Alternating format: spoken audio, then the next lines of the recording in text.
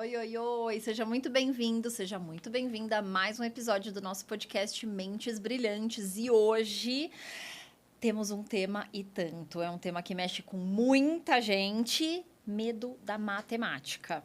Talvez a gente não fale só de mentes brilhantes, talvez a gente fale da gente mesmo hoje, né? Tá preparado?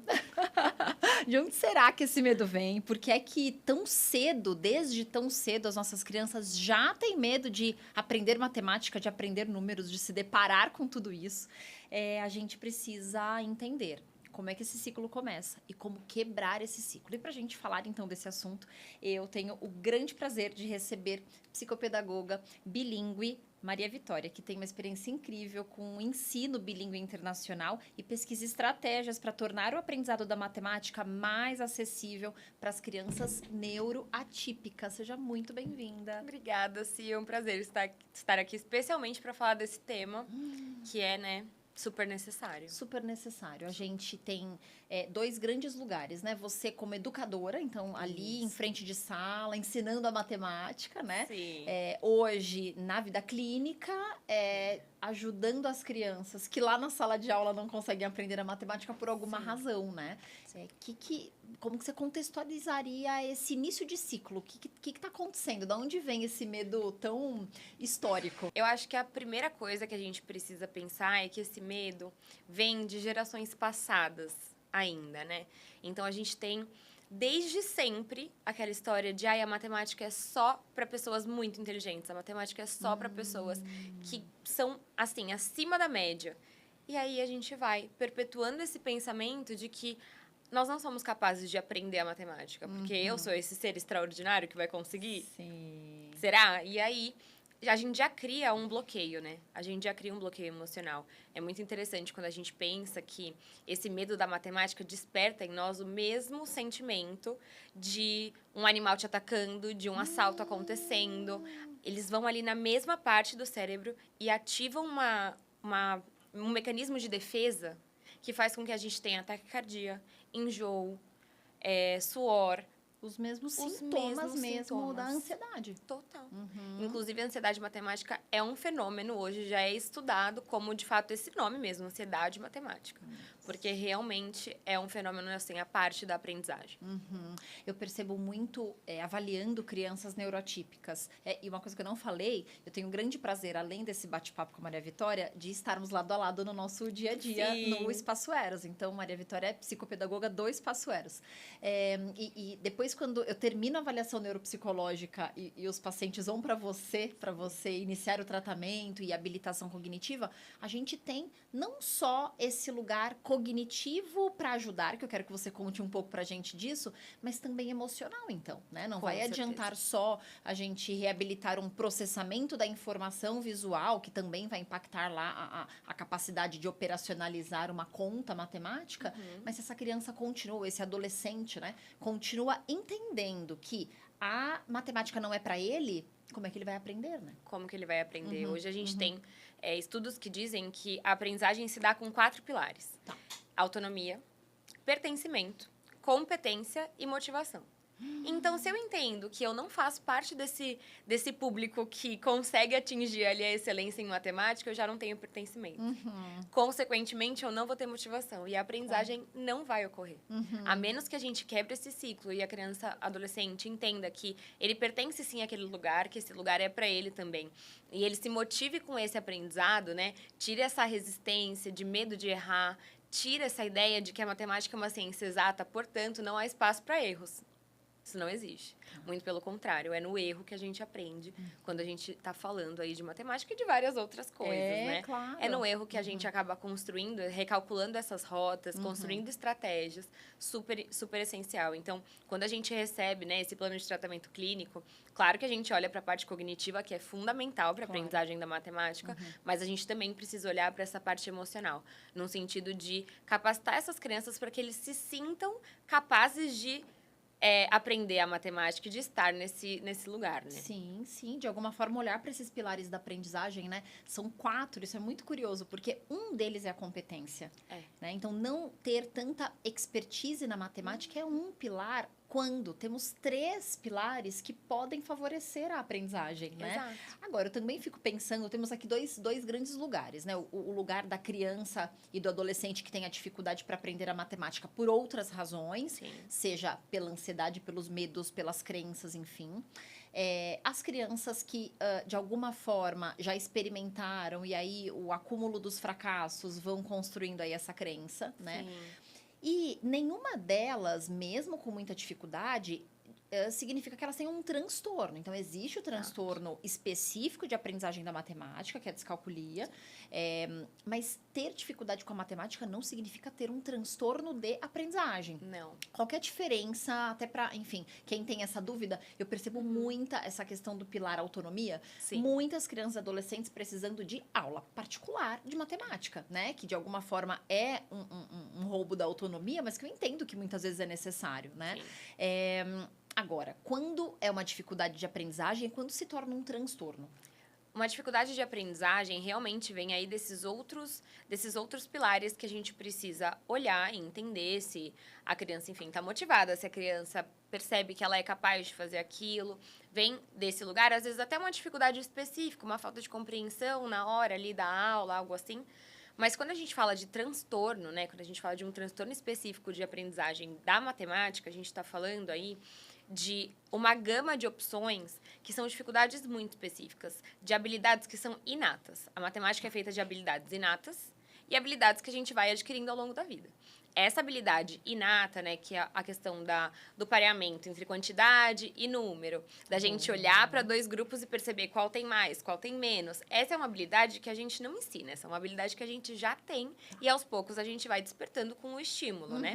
Mas quando a criança tem dificuldade nisso, nessas habilidades inatas, aí de fato se caracteriza como um transtorno específico de matemática e aí a intervenção é outra, né? Sim. A intervenção vai, de fato, tentar mudar essa capacidade, essa habilidade inata, para que a gente consiga aos pouquinhos ir desenvolvendo estratégias compensatórias mesmo, né? Para que essa competência seja, de fato, aprendida e adquirida né? para essa criança que tem um transtorno específico de matemática.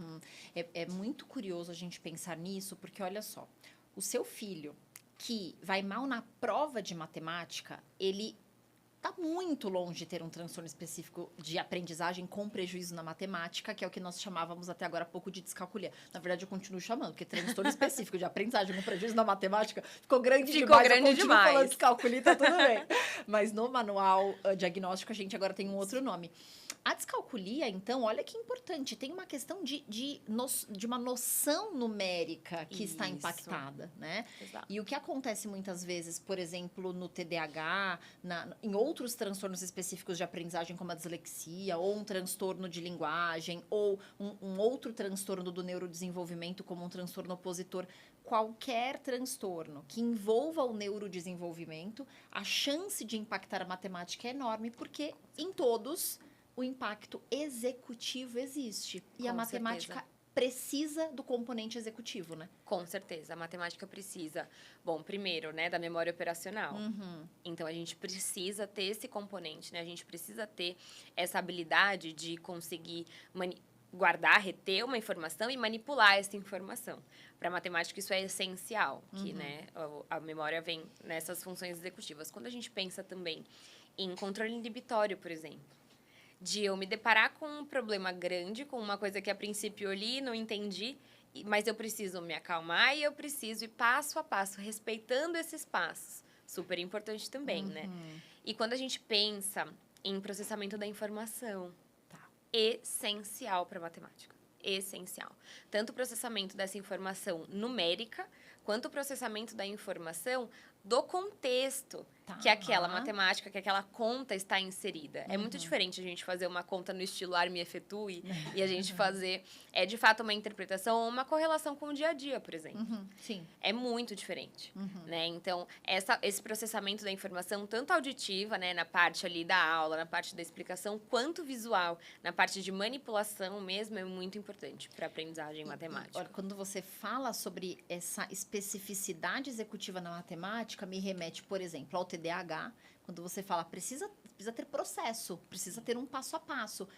é tudo que a gente mais enfrenta de dificuldade no TDAH, Exato. né? Seja ele hiperativo e impulsivo, seja ele desatento ou misto, os 3 tipos de TDAH vão ter essa dificuldade do planejamento, da organização, da resolução de problemas. Esse pare e pense antes de agir é o que a matemática precisa, Com né? certeza. Agora, tem também outros transtornos como, sei lá, a dislexia, que é um transtorno específico de aprendizagem, com prejuízo na leitura, que parece que não tem nada a ver com a matemática. Se essa criança não sabe abstrair, se ler a situação problema para então interpretar a operação matemática é uma dificuldade, como é que ela vai chegar na operação matemática, né? Eu vejo Exato. muito isso na avaliação neuropsicológica, crianças que não têm risco para descalculia, longe disso, mas tem, por exemplo, a dislexia e vão muito mal na matemática. As famílias sempre me perguntam, Cíntia, mas ele vai tão mal em matemática quanto vai em português, então por que o transtorno é só de leitura e não de matemática? Mas porque as habilidades de noção numérica, que são essas habilidades inatas, estão preservadas. Sim. Né? O que vem aí é realmente uma questão de interpretação e até o relacionamento ali, nessa relação entre essas habilidades linguísticas também na matemática. A matemática acaba sendo uma matéria muito completa, né? Ela precisa de componentes de todas as outras para que ela se forme, né? Sim. Então, exige aí também uma carga cognitiva que é grande, né? Sim, e aí eles fadigam, né?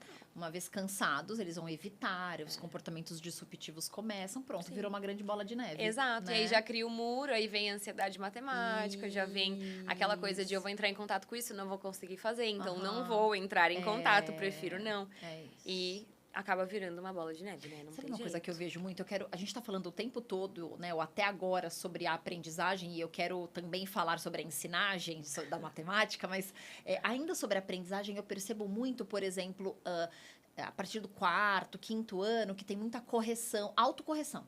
Sim. Fundamental 2, então, nem se fala. Então, o professor não pega mais o caderno e vê se está certo, se está errado. Ele só vai fazer isso na prova. Só que essa criança de 9 anos, que está lá no 4º ano, que não sabe a matemática, ou acredita que, além de não saber, ela não é capaz de aprender, ela pega a resposta do colega, né? Exato. Exato. Copia. E aí, se a gente centra a aprendizagem no acerto, se a gente centra a aprendizagem no resultado final, esse processo vai se perpetuando, né? Sim. De se a minha resposta tá certa, então dou check, pronto. Tá aprendido. Não tá, lição dada, né? Matéria dada. Não tá aprendido, né? Eu posso olhar o do outro, eu posso, enfim, arrumar essa resposta de jeitos diferentes. Hoje os livros têm a resposta atrás, por exemplo. Eu posso ir ali sem meu professor ver, olhar e copiar. Com certeza. Mas isso não significa que você aprendeu de fato o que precisava, né? É. E essa autocorreção, né? O professor não olhar o processo, o pensamento que a criança fez. Às vezes a gente, como professor, né, recebe uma prova e vem lá só a resposta. E aí, muitos professores dão certo nessa resposta, porque realmente a resposta está certa, mas o valor daquilo está no processo, não está na resposta final. Né? A gente acredita, eu pelo menos acredito, e as pesquisas acreditam também, que o processo é muito mais importante do que o resultado final. Sim, né? com certeza. É no processo que vem o aprendizado, é no processo que a gente consegue trabalhar, por exemplo, uma flexibilidade cognitiva, que vai ali pensar estratégias diferentes para você resolver o mesmo problema. Claro. Quando eu tenho a minha estratégia, eu vejo a estratégia do outro e eu aprendo com ela, eu estou criando ali caminhos diferentes para chegar no mesmo resultado. Com certeza. Isso é super importante. E a gente vai precisar fazer uma meia-culpa aí, né? Porque quando a gente fala de uma criança, de um adolescente que copia a lição de matemática do colega, eu fico o tempo todo, essa semana eu estive conversando com uma mãe exatamente sobre isso. E aí eu fico me perguntando o tempo todo quanto de espaço, né, essa adolescente, essa criança vai ter para chegar na escola sem a lição feita porque ela não sabe. Porque daí sabe o que vai acontecer? A mãe me falou, e isso é pura verdade. Eu entendo o lado desta mente brilhante. Por que ela copia da amiga? Porque se ela não copia, como ela não sabe fazer, ela vai tomar marquinha. Exato. Aí os pais vão receber o e-mail dizendo, fulana não fez a lição de casa. Entende? Só que daí tem 2 lugares aí. Tem o lugar da família receber o e-mail e, portanto, ou a anotação na agenda, ou enfim, no aplicativo, e dar uma bronca, que história é essa de não fazer lição. Sim. E tem também esse outro lugar que é por que essa criança não fez a lição? Então, ela toma a marquinha, aí ela leva uma bronca da família, leva uma bronca da escola, perde ponto. Sim. Lá a média dela fica menor, porque ela não faz geralmente a lição de casa, ela não acumula o ponto que precisa. Bom, olha que grande bola de neve. Exato. Qual é a liberdade e o espaço que essa criança tem de chegar na sala de aula e falar, eu tentei, não rolou, não consegui, não tô conseguindo fazer. A professora vai falar, não, então, pera, senta aqui e bora. Ou não, a professora vai falar, presta atenção na autocorreção e, faça a tua parte. Entende? Exato. Fico me perguntando. Aí quero entrar, então, na ensinagem da matemática. Com certeza. As crianças e adolescentes, não é à toa que elas sentem medo, né? Sim, exatamente. O outro lado, não sei se está preparado para ensinar. Eu acho que essa é uma discussão recente, se a gente pensa em estudos e pesquisas, né? Essa é realmente um estudo bem recente, mas a gente já tem comprovado que quando a gente se centra na aprendizagem, em aulas expositivas, onde o que só trabalha é memória, memória, memória e memória, a aprendizagem não vai ocorrer da maneira correta. Se a gente pensa na aprendizagem que penaliza o erro e não valoriza esse erro como um caminho para a aprendizagem, a gente já tem aí mais um problema, né? Quando a gente ensina para as crianças que errar faz com que elas levem uma punição. Eu não fiz minha lição porque eu não soube fazer. Então, se você não fez, você não soube fazer, você vai ser penalizado. Isso não pode acontecer, né? Quando a gente pensa que o ensino precisa ser centrado na estratégia, precisa ser centrado no pensamento lógico, precisa ser centrado no raciocínio, nos caminhos que a gente vai construindo, né? E não somente no resultado final, não somente na lição de casa feita ou não feita, porque hoje em dia, com as técnicas de inteligência artificial, por exemplo, você consegue tirar uma foto do seu livro, né, do problema da sua lição de casa, ele te dá respondido, ele te dá feito. Inclusive o processo. Inclusive o processo. Com a conta, com o resultado, até a resposta completa no final do enunciado. Mas isso não significa que a gente está garantindo que essas crianças e adolescentes estão, de fato, tendo uma aprendizagem efetiva. É isso. Quando a gente pensa no ensino da matemática e a gente só valoriza a memorização, a repetição e os acertos e não o processo, a gente está com um objetivo errado ali, né? Pensando no que vai ser importante, qual habilidade vai ser importante para a vida dessa criança e adolescente, né? A matemática não é só para você tirar nota na escola. Não é mais uma matéria que você precisa aprender para passar de ano. Com certeza. Ela está extremamente conectada com o dia a dia, extremamente conectada com a vida. Com certeza. É essencial que esse aprendizado aconteça, né? Então, também é essencial que os professores façam essa autoanálise mesmo, né? Do que é importante para mim, o que é importante para mim na hora de avaliar uma criança. Como que eu tô fazendo, né? Exato. Qual tem sido o meu processo? Porque eu vejo, de novo, 2 grandes pilares aí, que é o professor lá do Fundamental 1, que é um pedagogo. Então, área de humanas, eu não sei quanto de crença sobre a matemática esse professor não deva ter. Com certeza. Não é verdade? Com certeza. E a gente tem uma questão de priorização também, né? Então, a matemática vem como a matéria que, se eu preciso de um ensaio, então pega uma aula de matemática, porque tem várias. E a matemática não é tão simples. Eu ensino o processo, eu ensino o padrão, né? A continha, a criança decora, a gente avalia e pronto, resolvido.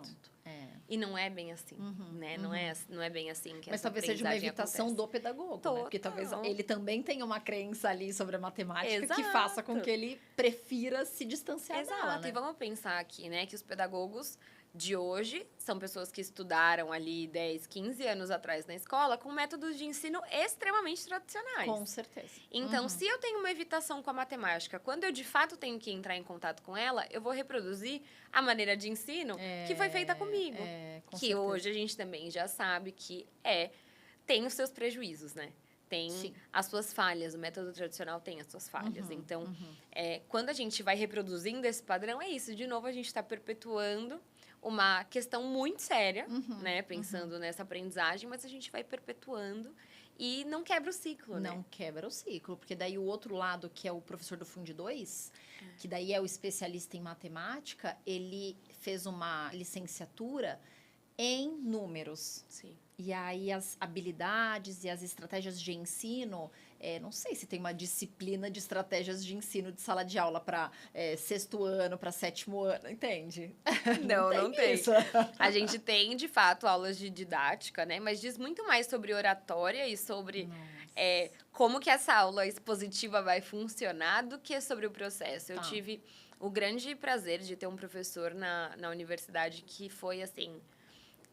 ele determinou a forma como eu ensino matemática hoje. Então, era uma matéria realmente... Era de fundamentos matemáticos, bases matemáticas, tipo conta de mais e menos. Ele poderia ter simplesmente feito a gente fazer várias listas de exercício com continhas até a gente, né, internalizar e relembrar aquilo que a gente fez quando era criança, né? Mas não, ele foi atrás de como que essas contas se deram. Porque a gente recebe isso como uma verdade absoluta. Então, a gente sabe que a tabuada é uma verdade absoluta. Como foi que eles determinaram que seria desse jeito? Como foi que eles descobriram o que tinha por trás dessas contas, o que tinha por trás, por exemplo, o logaritmo, que é o terror de todo mundo? De onde veio? E aí, com essa disciplina, a gente foi aprendendo o raciocínio lógico, a dedução por trás da história mesmo daquele conceito. Isso mudou completamente a minha forma de ensino na época que eu estava na escola, completamente diferente. O meu processo com as crianças, embora não tenha sido o processo que eu vivi, o meu processo com as crianças era justamente esse, de investigação. A gente vai chegar lá. O processo de como a gente chega lá, isso faz muita diferença no desempenho deles. E muita diferença no quanto eles se sentem bem com isso, né? O quanto que eles se sentem pertencentes a essa disciplina que os pais, por exemplo, morrem de medo, né? Então, esse professor foi realmente muito especial, porque, de fato, é isso que importa. Eu mesma, quando eu cheguei, não sabia. Sempre fui muito boa em contas, mas eu não sabia de onde tinha vindo, do porquê que um polinômio acontece daquela maneira. Uma equação de 2º grau, por que ela acontece desse jeito? Eu só recebi pronto, né? E aí, ver os bastidores... Exato. Ver os bastidores disso é muito importante. Muito importante. Que legal. Você vai se apropriando, né? Exato. A construção de propósito o tempo todo, Exato. né? Como é que os pais, então, diante disso, olha só, a gente tem um lado, né, que são as questões da aprendizagem da matemática, temos as questões da ensinagem da matemática, e aí elas duas juntas vão nos levando à compreensão por que de fato esse medo da matemática existe. Olha por que essa cultura é uma cultura, é uma construção social, né, enfim, sobre a matemática, crença sobre a matemática. Como que os pais que têm essas crenças sobre a matemática podem ajudar? Porque não vai adiantar o incentivo. Então, esse já é um ponto, assim, a Mavi vai nos ajudar a como você pode ajudar seu filho, mas eu quero te dizer o que você não deve fazer com ele. Não diga, filho, você é capaz, vai lá. Se ele está com dificuldade, não adianta palavras de incentivo frente a uma dificuldade. Se ele não consegue operacionalizar uma equação de 2º grau e você o motiva ou incentiva, ele vai falar, ai, tá bom, vai, meu pai disse que eu sou capaz, minha mãe falou que eu consigo, senta lá. Aí ele senta e acha que tem aqui enfim, hieróglifos no caderno. Exato. Não vai adiantar nada. E aí ele vai falar, não, eles não têm razão. Eu sou realmente incapaz. Então, o incentivo, as palavras de incentivo, não. Definitivamente, quando tem uma dificuldade, não é o caminho. Mas então, qual é? Pelo amor de Deus. Qual que é esse caminho? Eu acho que, como qualquer outra dificuldade, a gente precisa pensar. Primeiro, eu sou capaz de auxiliar meu filho nessa questão? Eu sou capaz de ensinar para o meu filho de uma maneira não traumática uma equação de 2º grau, como ela se resolve? Não. Eu não sou matemático, eu sou dentista. Então, procure quem sabe. Maravilhoso. Procurar quem sabe. Seja um psicopedagogo que trabalha com estratégias de aprendizagem. Talvez a estratégia que essa criança tem sido ensinada na escola não é suficiente, não é compatível com a maneira que ela aprende. Então, procure um psicopedagogo que é especialista em estratégias de aprendizagem. Procure um professor de matemática que tenha outra abordagem, que de fato se dedique a estudar essas abordagens e a perceber qual que é a necessidade individual do seu filho. Né? Isso, para mim, esse é o primordial. Assim, procurar alguém que, de fato, seja capaz de fazer isso. Isso não é uma muleta. Não. Ao contrário, é uma necessidade, né? Ao contrário, é uma necessidade. E eu acho que perceber esses sinais desde cedo é muito importante. É muito importante perceber quando essa dificuldade começa, né? O momento que essa dificuldade começa. E aí, quando a gente pensa em o que falar, né? Então, se eu não posso dar palavras de incentivo, o que eu falo, então, para essa criança? Eu acho que é uma questão de acolhimento, né? De acolhimento, de olhar e falar para a criança, eu entendo eu entendo que tá parecendo difícil, eu entendo que para você tá complicado. Então, vamos lá, vamos ajudar. Vamos procurar quem pode nos ajudar nisso. E também, eu acho que é muito importante a gente não perpetuar esse ciclo de validar somente o acerto. De validar somente quando a resposta está certa, quando eu já sei. Mas validar o processo, validar o esforço, validar o tanto que essa criança quer aprender. É isso. Isso continua, né? Com alimentando essa motivação da criança mesmo, né? E eu acredito que quando a gente, de fato, entende que há uma necessidade, a gente procura quem pode auxiliar com essa necessidade, é o melhor caminho. É uma oportunidade, com certeza, né? com oferecer certeza. a oportunidade. Até mesmo porque as pessoas como pais e mães, elas não precisam ser professora, elas não precisam ter a técnica de um professor. Com certeza. Você é pai e mãe, ali o seu dever vem, de fato, em procurar quem possa ajudar seu filho Com certeza. no que ele precisa, né? Com certeza. Ótimo. Muito obrigada, Mavi. Acho que a gente tem o lugar dos medos, da ansiedade, da aprendizagem, da ensinagem, mas no fim de tudo, o grande resumo é que você, pai e mãe de uma mente brilhante, tem um papel fundamental, seja para acolher, seja para direcionar, mas acima de tudo, com compaixão. Quanto mais gentileza no processo, maior a sua conexão. Mavi, obrigada por estar aqui comigo hoje. Obrigada com um tema a você. tão importante. Espero que ajude vocês por aí. Até a próxima.